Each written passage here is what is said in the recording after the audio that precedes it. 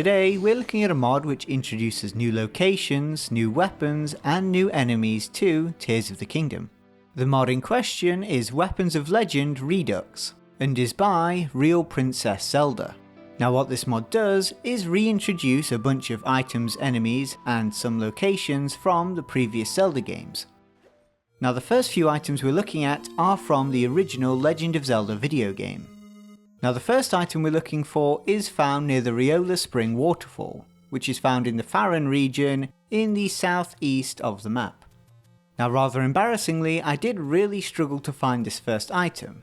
The clue given was that it was near the top of the waterfall and I was looking for an old man, and sadly the sensor is unable to track old men. But after some intense investigation and asking the mod creator whereabouts this old man is, we find him on this piece of skyrock wedged into the side of the wall. Now don't worry if your old man isn't doing a moonwalk, that won't affect his ability to reject you for not having enough hearts. Once you have enough hearts, which you probably should have anyway since it is only 5, he will then reject you for not having the Sword of the Hero. Now to get the Sword of the Hero, which is a base game item, you'll have two options. The first being buy the 8-bit Link amiibo. The much cheaper option is to head slightly east of Hyrule Field in the depths. Then look for a region called the Dalite Grove, and then once there look for a large hollowed out tree trunk.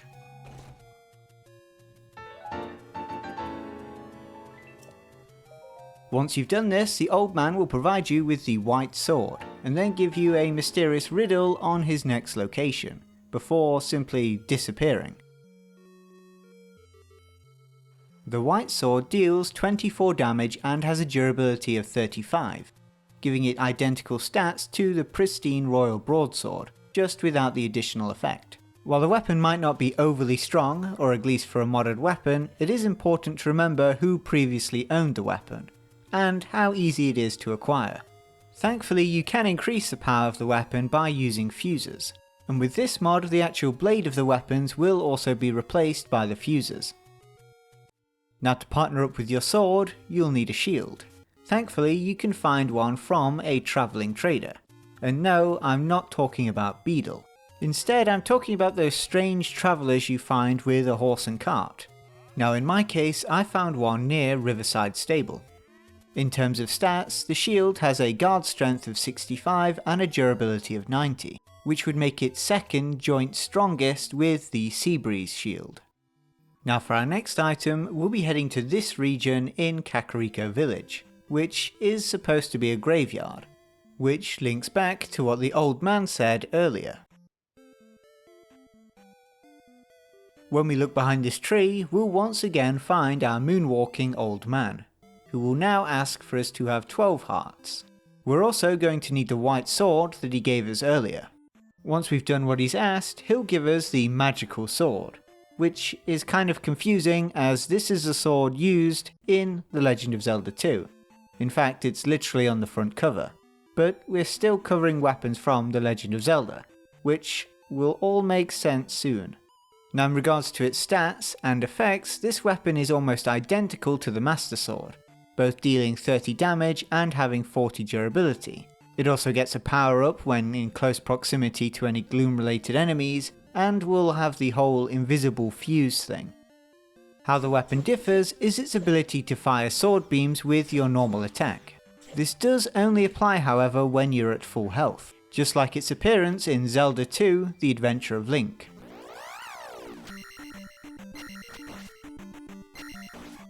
What makes this weapon really interesting is its ability to switch between two different forms.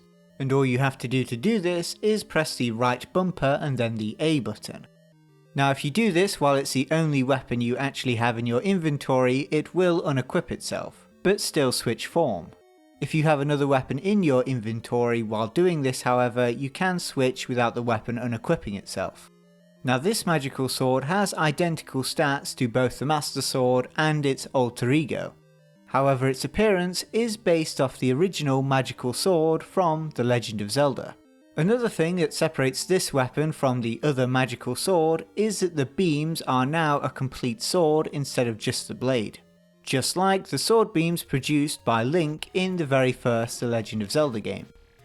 It's also no surprise that in the original game you'll also find the magical sword in a graveyard, with the old man who gives you the magical sword having suspiciously similar dialogue.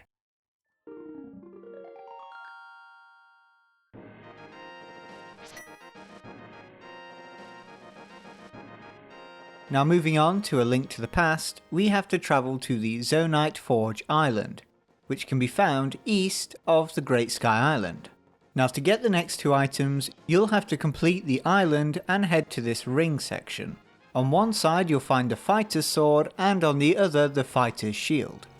Now something I only found out later with this mod is that the items themselves can also have the bonuses, like more damage or a higher durability. You won't see this however until later on, because for the first few weapons I was using a brand new save. Now in regards to its stats, the fighter's sword deals 18 damage and has a durability of 30. The fighter's shield on the other hand is pretty good stats wise, having a guard strength of 65 and a durability of 90. It also may be my favourite shield, or at least visually. And while the fighter's sword can't really keep up with the strength of the fighter's shield, you can obviously still use fuses with it, which once again will replace the weapon's blade.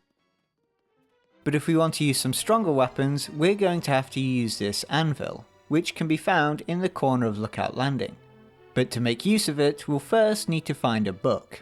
And the best place to find books, and the only way to find this book, is in the Hyrule Library, which is found within the castle. Now to find the book we're looking for, you'll have to travel to the end of the library and look for a suspiciously well preserved bookcase. Now if you're unsure exactly where this bookcase is, you can find it just here on the map. Now once we return back to the anvil, we can have a look at all the different weapons we can upgrade. And in this case, we're upgrading the Master Sword of Time, which is kind of confusing because I haven't shown you where you get the Master Sword of Time from yet. But before we can complete the upgrade, we'll also need to find some Fairy Essence. Now before we get the Fairy Essence, there is one thing I'd like to mention. While actually recording this video, the mod did get an update, which actually changed the layout of the Anvil menus, which are now a lot more organised and easy to get around. Now to get our hands on some Fairy Essence, we'll have to travel to the Tangar Canyon West Cave, which is found just south of the Tabantha frontier. Now it's probably best to get a lot of rock breaking weapons or bombs for this cave, as there's a lot of rock walls. But once you've got through the rocks, the best way to travel is left, then right, and then over this pillar. And once we've got to this section, we're greeted with some great fairy fountain music, which I don't think is the Tears of the Kingdom version. Once we interact with the fountain, we're greeted with a great fairy, although this one looks slightly different to what we're normally used to in Tears of the Kingdom. Anyway, the fairy goes on and says thanks for visiting and gives us some fairy essence. She also gives us the ability to upgrade some of our items, which we'll go into later. Now this Great Fairy is based off the Great Fairy from The Legend of Zelda Twilight Princess, which you might not be familiar with as I think she's only in one small section of Twilight Princess, that being the Cave of Ordeals. She's also not particularly well clothed, so I think we'll run back to our anvil now. Now once back at the anvil, we can finally upgrade our Master Sword of Time into the Master Sword, although this Master Sword is the one from A Legend of Zelda A Link to the Past, which is fairly obvious given its red and gold design. Now unlike the Master Sword, this weapon has a damage of 45 instead of 30, and a durability of 50 instead of the traditional 40. But still has the glowing effect when near miasma related enemies and the invisible fuses.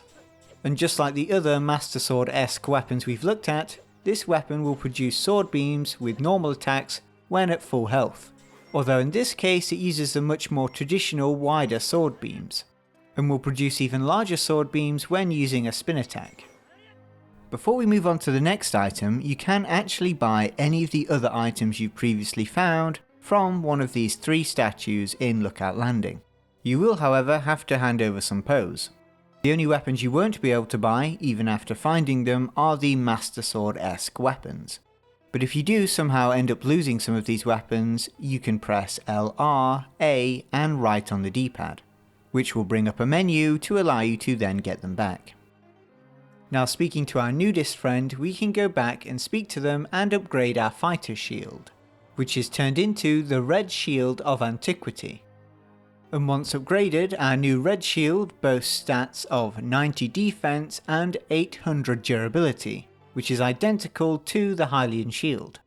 Now going back to our fairy friend, we can actually upgrade the Master Sword once again, but this time we'll need 3 shards of the Light Dragon's Horn. Thankfully we mysteriously found 3 copies of a Light Dragon Horn here on the ground. And with that we get the Awakened Master Sword. Now in terms of stats, this sword does 60 damage and has 100 durability.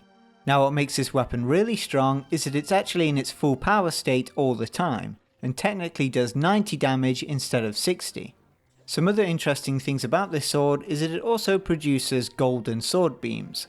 And another thing I should probably mention about this mod is that some of the sword beams are actually affected by the fuses to the weapon. What I mean by that is that, say if you have a strong fuse attached to your Master Sword, the sword beams will also do increased damage, although not all of the Master Sword-esque weapons have this advantage.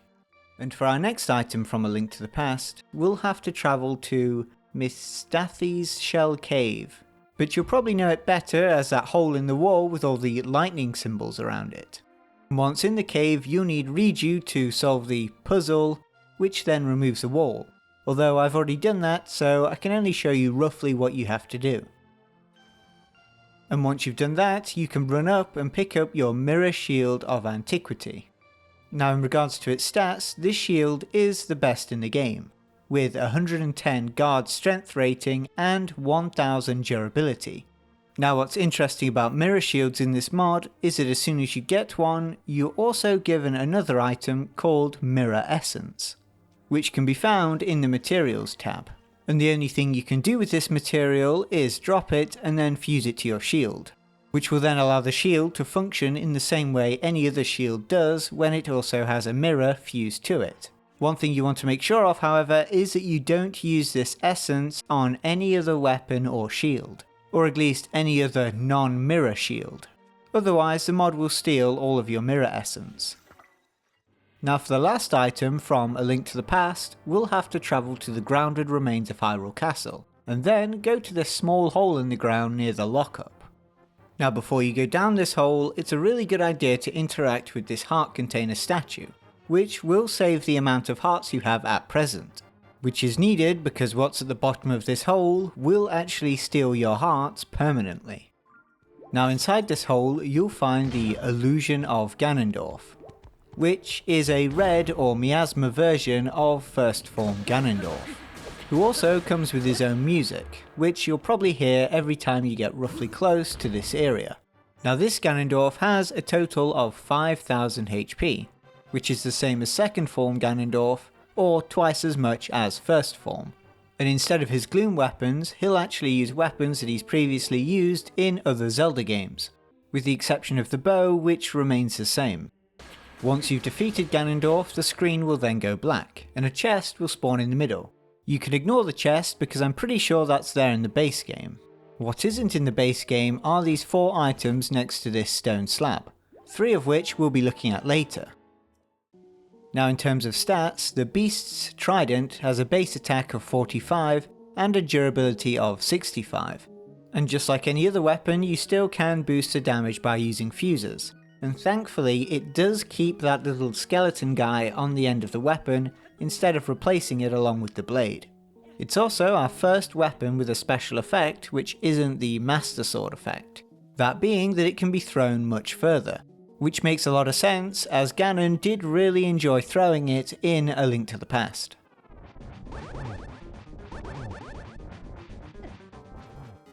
And moving on from A Link to the Past, we have Link's Awakening, which only has 1 item. And to get this item, you'll have to travel to Link/Zelda's house with the red shield. Now hopefully none of you need to see the map to work out where this is. And once you've got to the bed, all you have to do is take a nap, but ensure that you have the red shield equipped.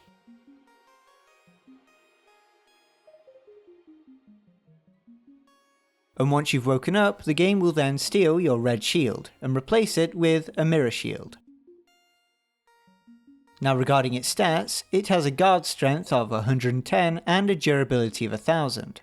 Just like the other mirror shield we looked at earlier. In fact, just like all of the other mirror shields which are in this mod. And just like all the other mirror shields, you can also apply the mirror essence to this shield to actually give it its mirror effect. Now moving into the 3D realm, we now have items from The Legend of Zelda Ocarina of Time.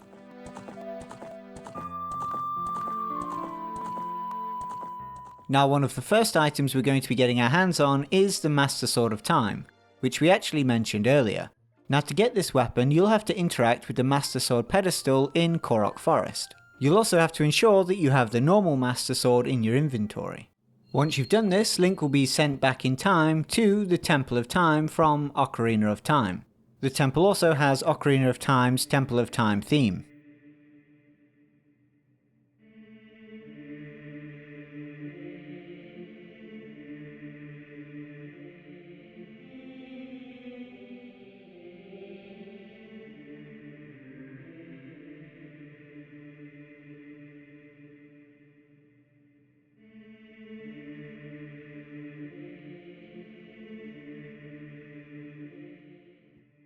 Now the two items in this area are the Hylian Shield of Time and the Master Sword of Time.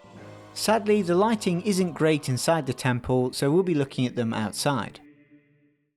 In terms of stats and effects, the Master Sword of Time is identical to the normal Master Sword found in the base game, and the same can be said for the Hylian Shield of Time, with it being exactly the same as a normal Hylian Shield, with the only two differences being their retro design.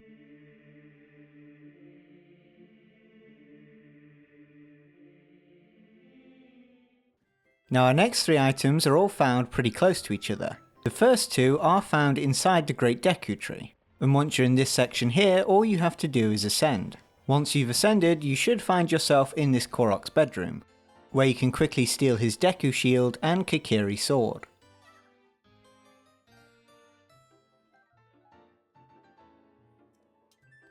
You can then travel to the very top of the Deku Tree and open this chest, which contains the Fairy Bow.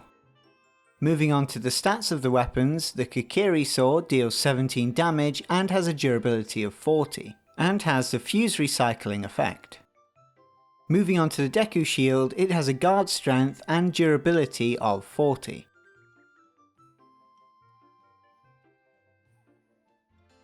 And our final item, the Fairy Bow, which has a base attack of 45 and a durability of 85, which means the bow is actually incredibly powerful, especially when compared to the other two items. Now going back to the Kokiri sword, I should probably explain what the fuse recycling effect does. Now to answer that quickly, it's basically the effect which is on the Forest Dwellers weapons, and will allow you to reuse certain materials which normally explode or disappear after you've used them. But if you still want to focus on upgrading the power of the Kokiri sword, you can still use any other fuse, and the fuse will replace the blade. Now for our next item, you're going to have to travel to the Upland Zorana Foothill Cave, which can be found very close to Zora's domain. Once in the cave, you'll have to climb to the top and then destroy the rock walls. You'll then find a chest, which contains the Fairy Boomerang. Now in terms of numbers, the boomerang does 20 damage and has a durability of 25, which aren't really bad stats for a one-handed boomerang. Just like all the other weapons, you can use a fuse to increase its damage, although a lot of the fuses may look rather strange, mainly because the weapon is a boomerang. Now our next item is found in the depths, or more specifically in the Fire Temple. Now there isn't too much to go on whereabouts the actual item is in this temple, but if you ask around and use your brain, you know the item is most likely going to be towards the end. And there, on the 5th floor, you'll find a chest containing the Megaton Hammer. Now regarding its stats, the Megaton Hammer has a damage rating of 40 and a durability of 45. It also comes with the Demolisher ability, which is the same thing you'd expect on something like the Boulder Breaker, which it actually has pretty similar stats to. The only difference is that it has a higher durability, and instead of being two-handed, it's obviously one-handed. The weapon also looks rather strange when you fuse something to it which would normally replace the blade or attacking part of the weapon. Now for our next item, you're going to have to travel to another temple, that being the Lightning Temple, and enter this room, which is connected to the room just before the elevator. You're then going to have to fall down and open this chest, which may be behind a wall of fire normally, I'm not entirely sure. Anyway, inside the chest we get the Gerudo Mirror Shield. Now moving on to the shield, its stats are identical to all the other mirror shields, with an 110 guard strength rating and 1000 durability. And if you want what I think is technically the uncensored version of the shield, you can head to the shield statue, where you can trade in the shield for the other version. And again, obviously this version of the shield is completely identical, apart from visually. And our next item is in a slightly strange location, with that location being somewhat near the entrance to the Korok Grove. Now assuming you get close enough to this location, you'll be greeted by a handful of Gloomspawn or Gloomhands. And I think there actually might be more than normal, although I'm not entirely sure. Anyway, once we've done that, we're treated to Phantom Ganon. Now if I'm not mistaken, this enemy has the same amount of HP and the same moves as a normal Phantom Ganon, the only difference being his visual appearance, which you may recognise from the Evil Spirit set in Tears of the Kingdom, or from Phantom Ganon in Ocarina of Time.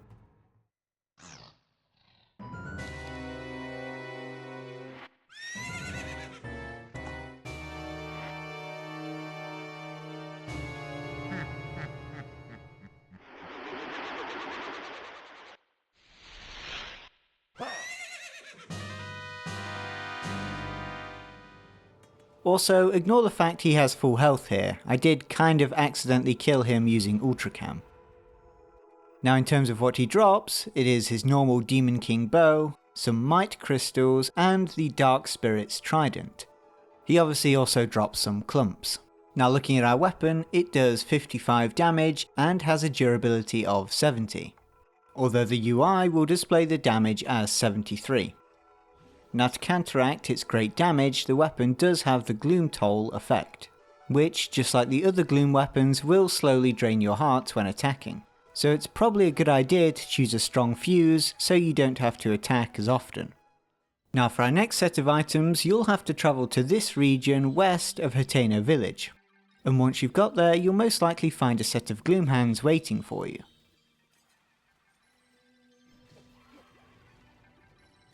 And once we've defeated these enemies, we're treated to Dark Link, who again fights the same as Phantom Ganon, the big difference being that his Master Sword, or Dark Master Sword, can produce sword beams.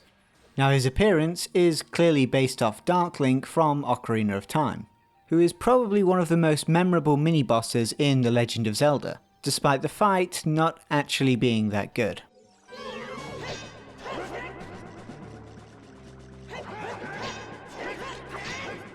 One thing to look out for when fighting this enemy is the actual range of his sword. Although it obviously looks like his sword is quite a bit shorter than something like the Gloom Sword, it actually has the exact same length. And once defeated, he'll again drop some Might Crystals, the Dark Hero Shield, the Dark Bow, and the Dark Master Sword. Now the first weapon is the Dark Master Sword, which deals 40 damage and has 40 durability, but despite its name, actually isn't a Master Sword, but we'll get into that later. The next is the Dark Hero Shield, which shares the same stats as a normal Hylian shield.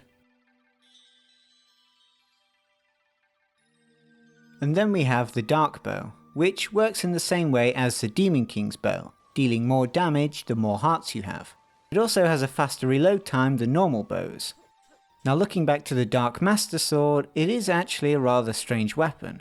For starters, it is obviously called the Dark Master Sword, but it doesn't have any of the other effects of the Master Sword, with the exception of its ability to produce beams, which I guess makes sense considering you could get this weapon multiple times, and it is relatively easy to get. Moving on from Ocarina of Time, we now have items from Majora's Mask.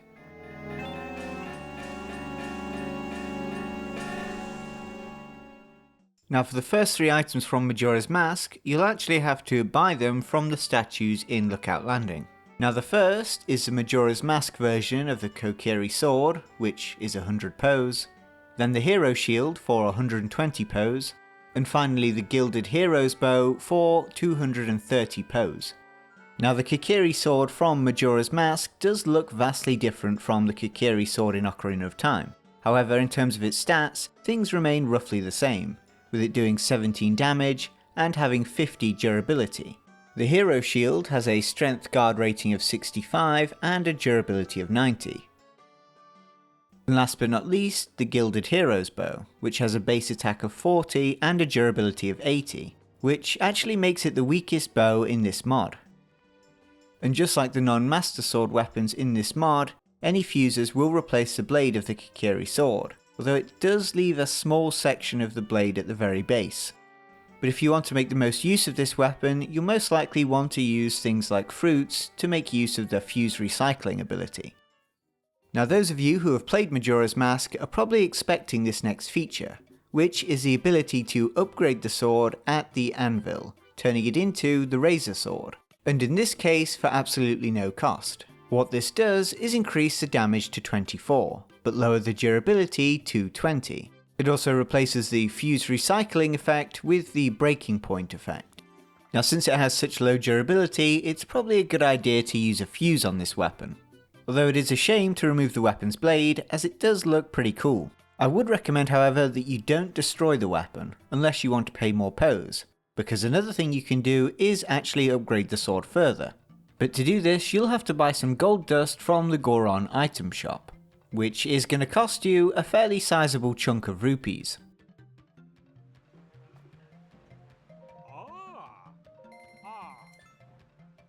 And with your gold dust in hand, you can return back to the Anvil and upgrade the sword into the Gilded Sword. Now in regards to its stats, the Gilded Sword is even stronger than the Razor Sword, dealing 30 damage and having 80 durability, which is even higher than the Kokiri sword. And once again, it does lose its effect, now having quick charge instead of breaking point.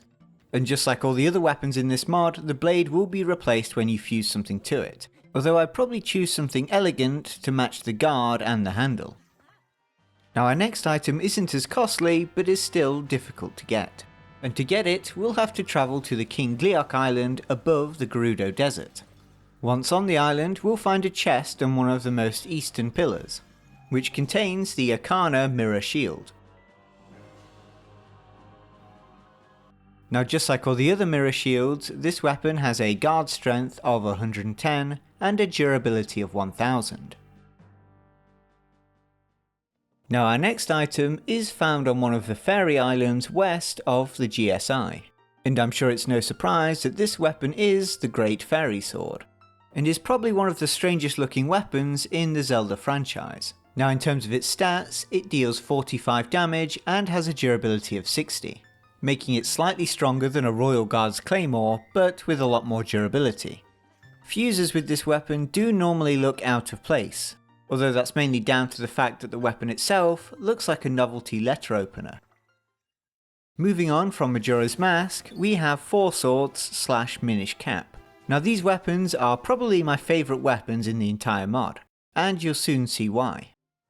Now the first thing you'll have to do is get another copy of the White Sword, which you can get from the statues, or you could use the copy you got from the old man for this.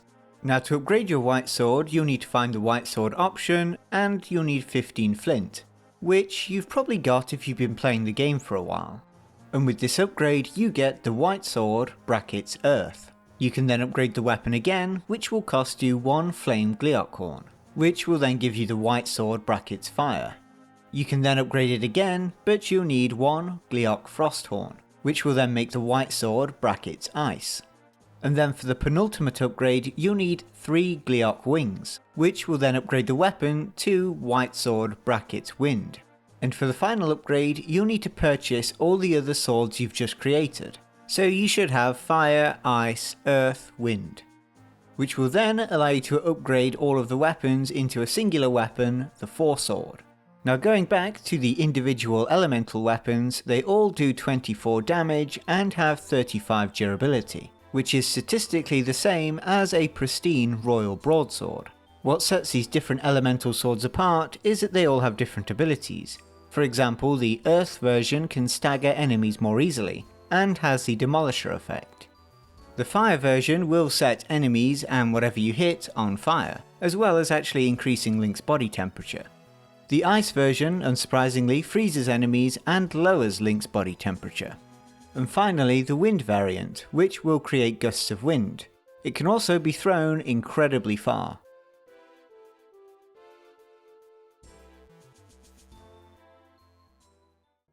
And then finally the Four Sword, which has all of the same abilities as a Master Sword and deals 30 damage, but actually has 100 durability, which is much higher than a Master Sword.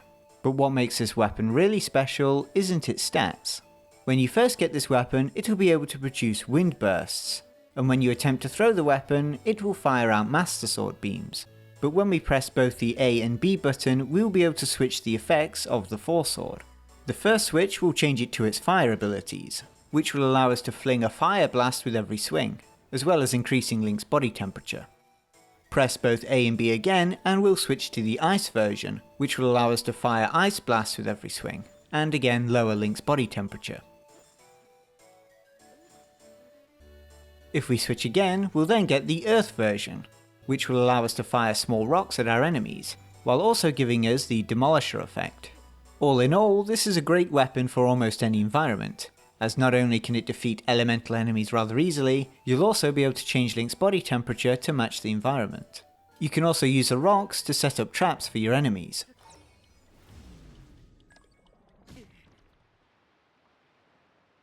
Now for our next game, we're sticking with Toon Link and going over to Wind Waker. Now for our first two items, we'll once again have to travel to the Master Sword pedestal in Korok Forest. We're also going to need the normal Master Sword and the Master Sword of Time. And once we've selected Hyrule Castle, we'll be teleported to Hyrule Castle in Wind Waker. And not only does this area recreate Hyrule Castle from Wind Waker, it also uses the same music.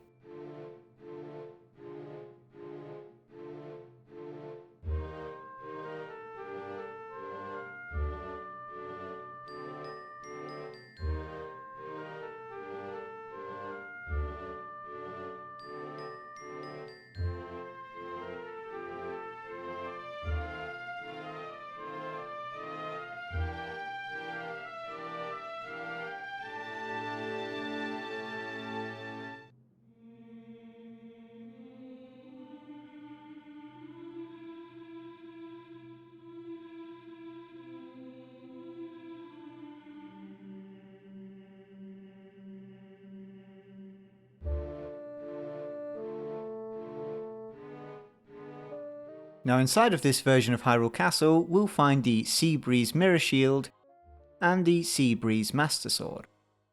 Now again, looking at the stats, the Sea Breeze Master Sword has 30 damage and 40 durability, the exact same as the default Master Sword.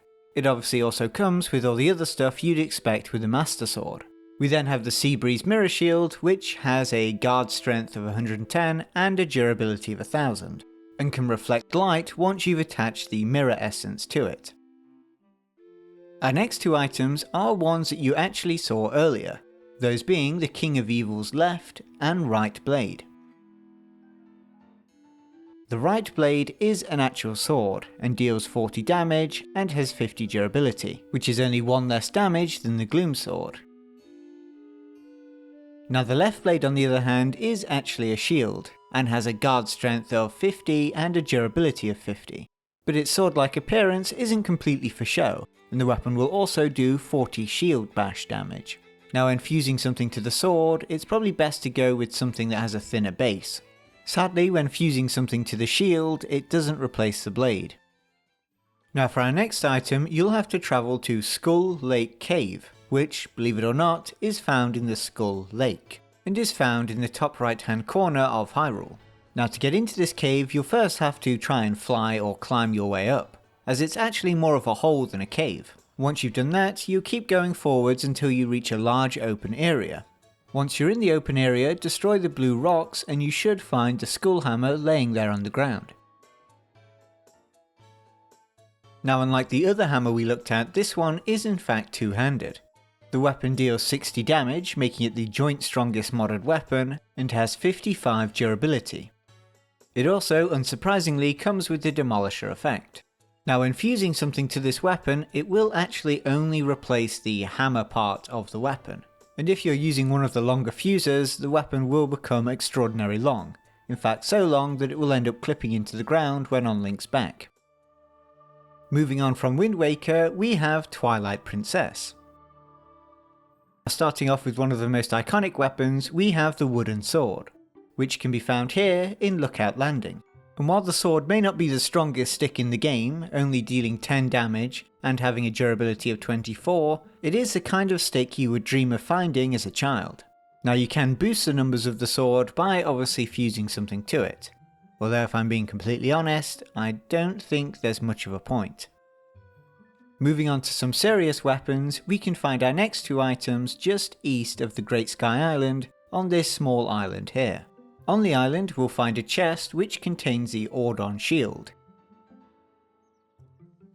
And in the nearby remains of a tree we'll also find the Ordon sword.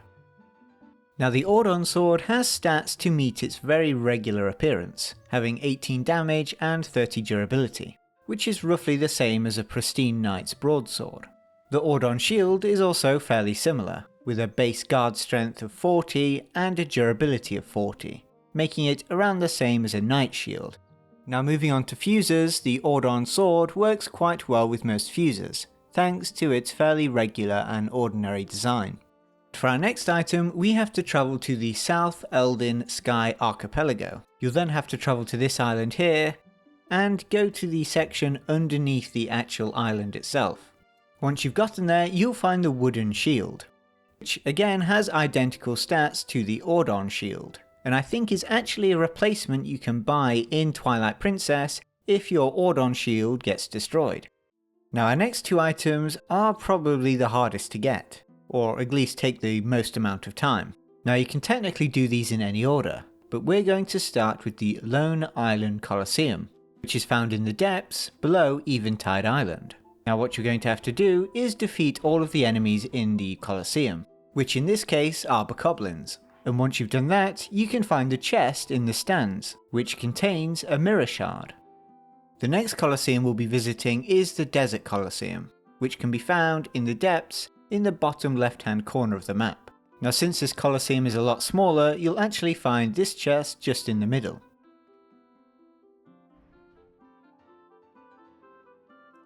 Our next Colosseum is the Scorching Colosseum, which is found east of the Fire Temple, and again in the depths. Now, if you're wondering, you won't find the mirror shard in these two chests, but we will be coming back to them later. Anyway, once you've defeated the enemies, you can then head up to the stands again and find another shard in a chest. And finally, our last Colosseum, the Secluded Colosseum, which is found in between the abandoned Kakariko mine and the abandoned Hiteno mine. And just like three of the other Colosseums, you'll have to defeat all of the enemies and then find the chest in the stands. Once you've collected your last mirror shard, you'll then get this message.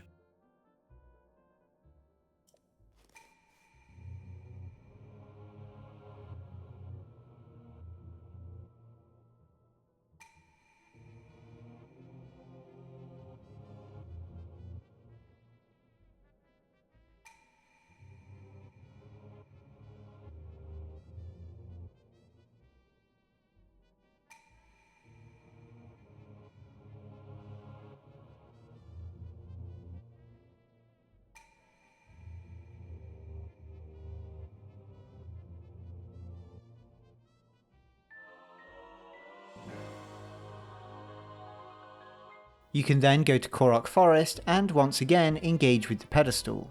The screen will then go black, only for you to then find a new Master Sword and a new Hylian shield.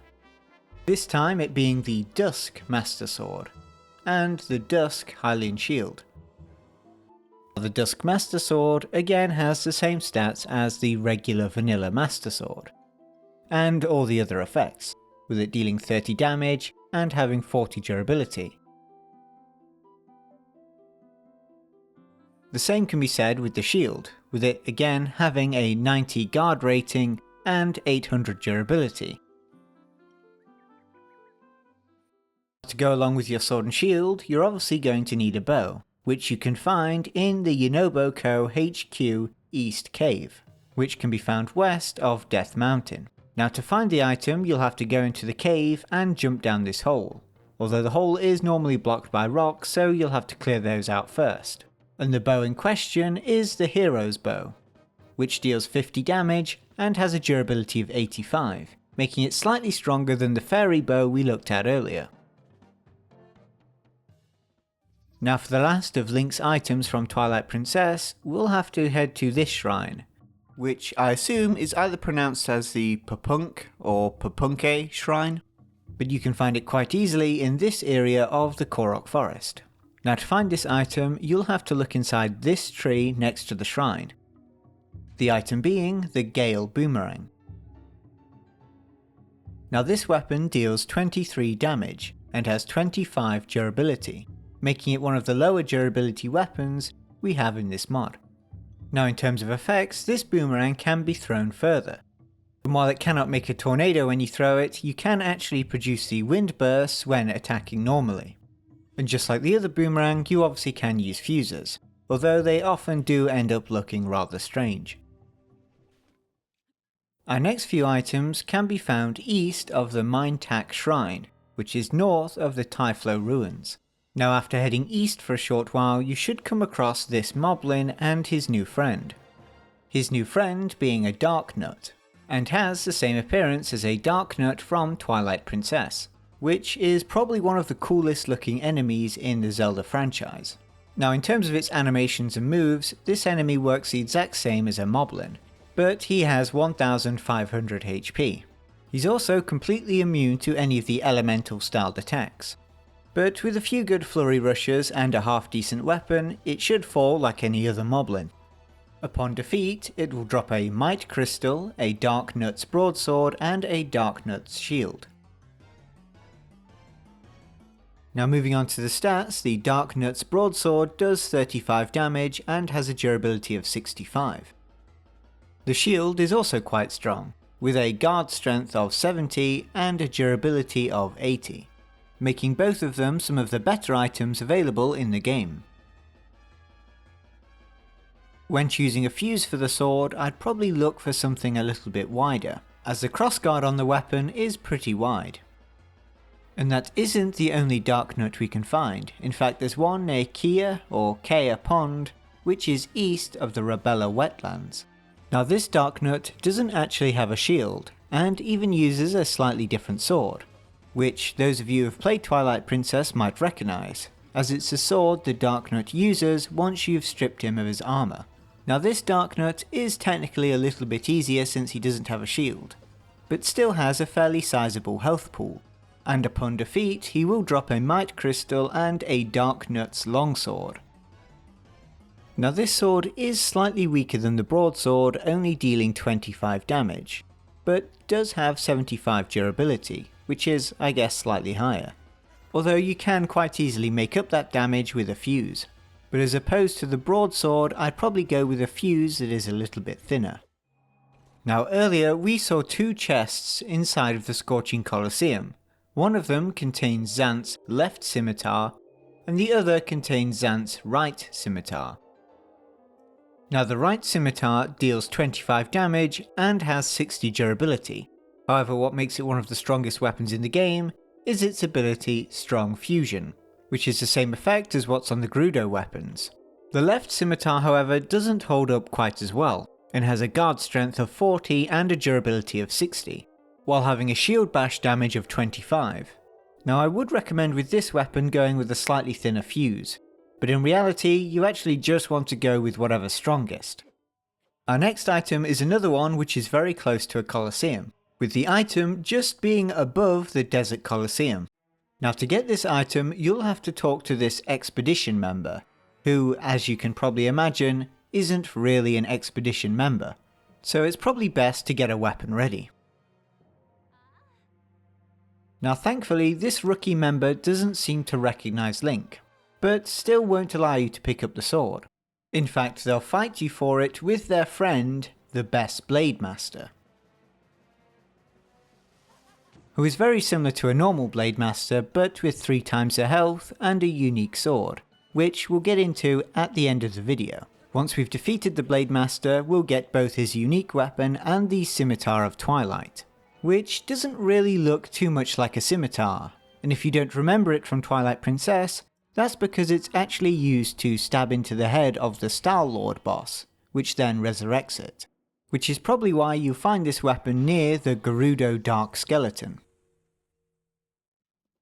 Another cool feature of this Yiga encounter is the fact that you can wear the disguise and you receive different dialogue, however it does still result in a fight.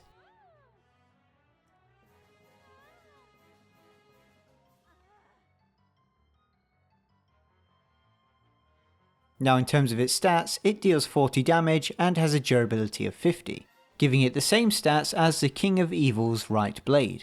Now again, you can use fuses with this sword, although I would kind of recommend you don't, as in my opinion it does really ruin the look of the blade, which is a shame as it is a very unique looking weapon.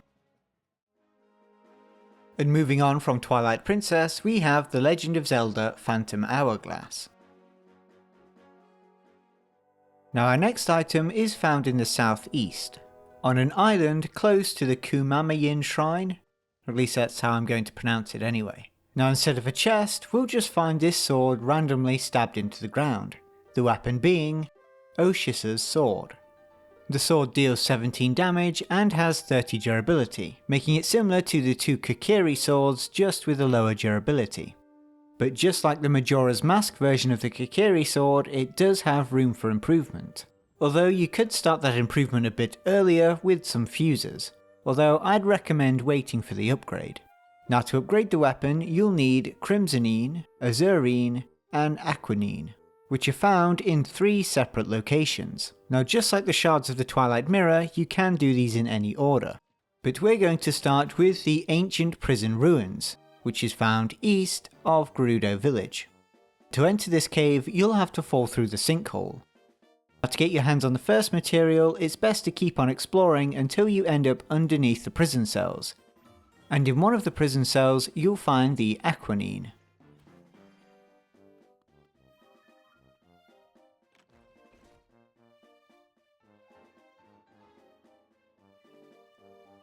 For the next piece of material, you'll have to head behind the waterfall just before the water temple, and inside the chest at the very end you'll find the Azurine.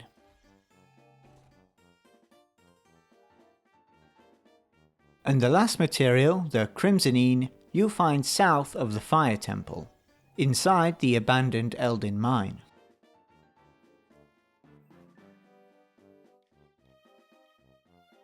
And once we've got all the materials, we can upgrade it into the Phantom Sword. Now once again, this weapon is another Master Sword-esque weapon, meaning it deals 30 damage, has 40 durability, will glow, and has the invisible fuses.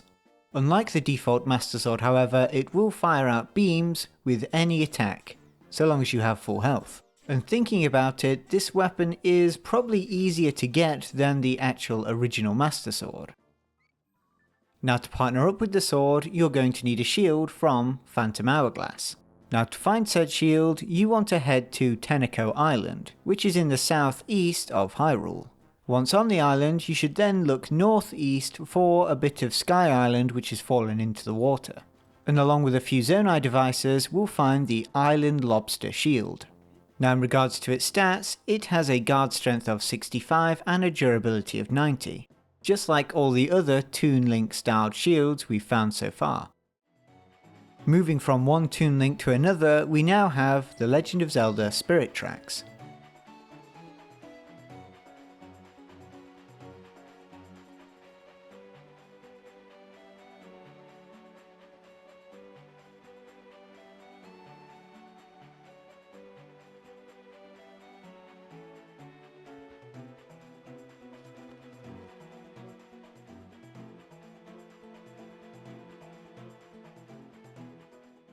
And for the 2 items from this game, you'll have to head to this location, in between Mount Drenna and the Aldor foothills.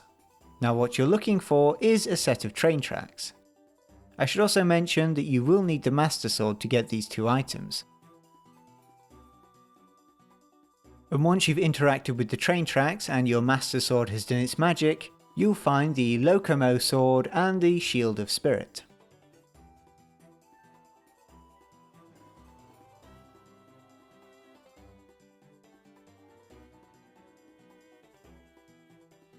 Now once again, the Locomo Sword is another sword which follows the Master Sword blueprint, with 30 damage, 40 durability, the glowing effect and invisible fuses. And just like the Phantom Sword, it will also fire blue beams with any attack, so long as you have full health. We then have the Shield of Spirit, which again has 65 guard strength and 90 durability. Now for our next set of items, you'll have to travel to Walnut Mountain Cave, which can be found southeast of Mount Lanayru. Once in the cave, you want to travel on the higher path and look for two large bits of ice. And in the larger piece, you might find a familiar enemy. But if you haven't played any of the 2DS games, this guy is a phantom. And I think one also appears for some of Zelda's moves in Super Smash Bros. Ultimate. Now just like the Darknut, this guy is also a Moblin, and has 1500 HP. He also comes with the immunity to all the different types of elements. And just like the Moblin, with a few good flurry rushers, you should be able to defeat him fairly easily, assuming you have a decent weapon. Now something to note, if you've actually been in this cave before, and melted the ice before installing the mod, the Phantom will basically just be walking around, but roughly in the same area. And upon defeat, he'll drop a Phantom Sword, a Phantom Shield, and a Might Crystal. Now looking at the sword first, it deals 30 damage and has a durability of 50. We then have the Phantom Shield, which has a guard strength of 60 and a durability of 40, which puts it on the lower end for the shields.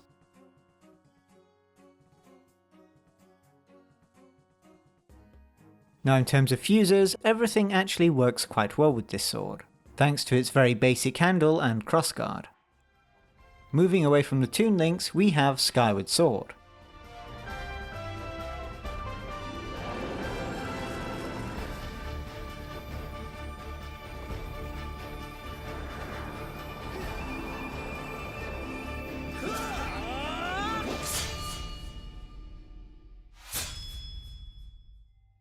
Now for the first item, you'll have to travel to this island in the South Lanayru Sky Archipelago, which can be found on the right hand side of the map in the middle. And on this small section of island we'll find a chest containing the Sacred Bow. Now in terms of stats, this bow does 60 damage and has a durability of 100, actually making it the joint strongest weapon with the Dark Bow, and that is assuming the Dark Bow has maximum hearts.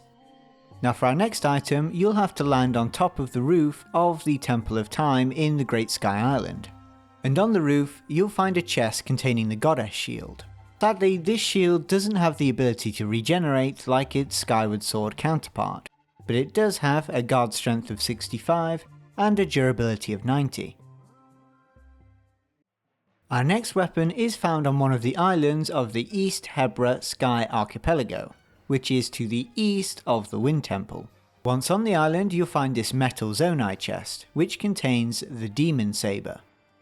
The Demon Saber deals 25 damage and has a durability of 45, which is somewhat underwhelming stat-wise. It does however have the improved Flurry Rush effect. Now this weapon is quite dainty, so you probably want to go with quite a thin fuse. Although with this weapon it might be best to focus on damage, as the double damage while flurry rushing really can help it pack a punch.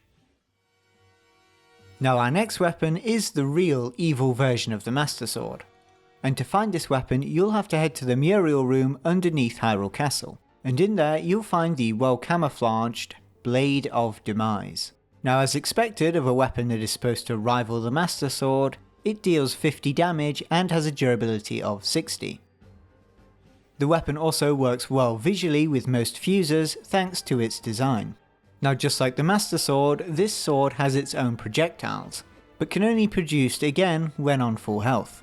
And from my testing, I think they do 45 damage and can pass through enemies.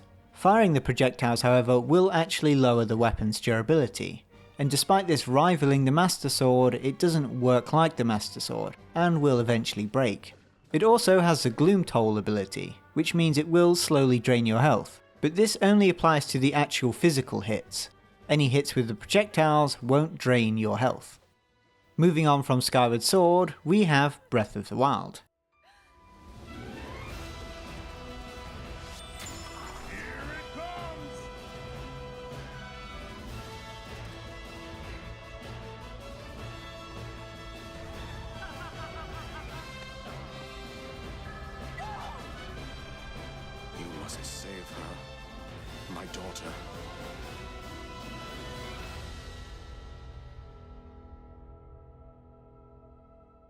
Now there is only one weapon from Breath of the Wild in this mod, which I guess isn't really surprising. Also, ignore the fact that I'm wearing the wrong outfit. Anyway, to get this item, all you have to do is interact with the bow statue once you've gotten every other bow in the game. Well, every other bow that's added with this mod. Once you've done this, you'll be given the Bow of Light, which is obviously the strongest bow in the game. Now the stats for the weapon are 100 damage and 100 durability. What really makes this bow special is that as soon as you're given it, you're also given an item called the Light Arrowhead, which then can be fused onto your bow to deal an extra 50 damage.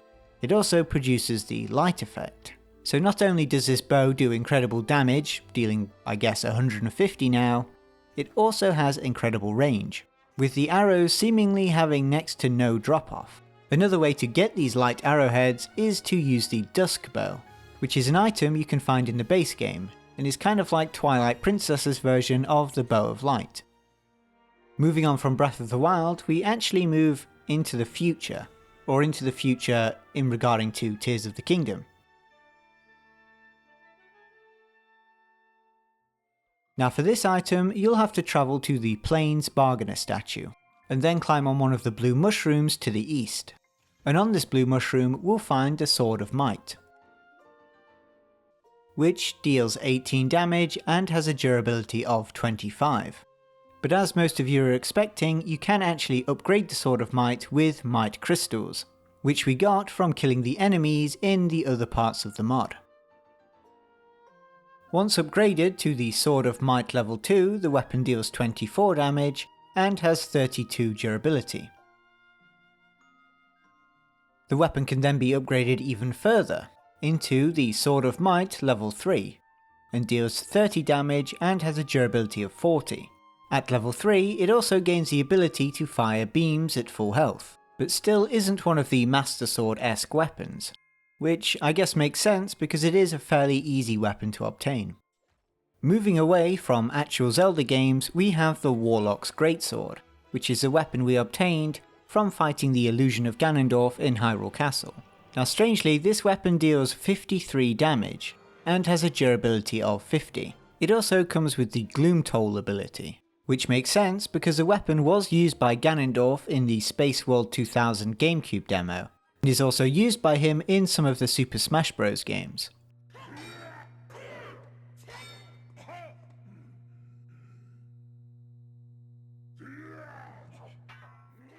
And thanks to the weapon's fairly regular appearance, it works quite well with most fusers.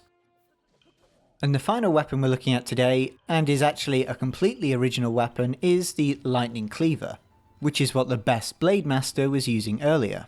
Now this weapon has a base attack of 40 and a durability of 25. It might be slightly generous calling this a completely original weapon, as it is heavily based off the Wind Cleaver from Breath of the Wild, but the weapon also comes with these cool yellow glowing marks, which hints at the fact that not only can the weapon produce the same projectiles as the 8-fold long blade, but actually produce an electrical version, which normally you'd only get if you attach something electrical to an 8-fold long blade. And lastly, the mod does come with two other optional changes, the first being the ability to make bows invisible, and the second to make equipment unbreakable. Now I hope you enjoyed watching the video, as it did take a very long time to make. But please give any thanks to the original creator, along with all the other creators which have contributed models to this mod.